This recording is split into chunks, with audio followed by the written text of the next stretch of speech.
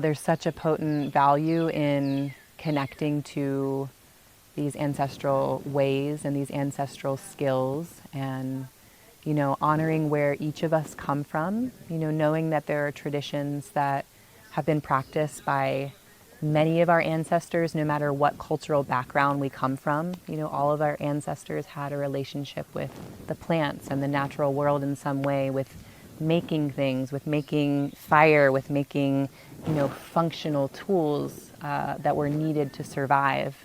We really honor the ancestors of the Cherokee people, who lived here for so long, and we always call in just the spirits of this land. It's a space that is occupied by many beings, animals and plants and those that are not seen as well. We always open the container of the weekend honoring our own ancestors. There were so many that came before us that were attuned to these ways of being, being able to recognize the plants, being able to make things with our hands, knowing what we could eat for food, knowing how to make a fire, all of these things that many of us don't know how to do anymore. And also those skills that have been kept alive over the many years, we really honor and recognize. There's so much value in that.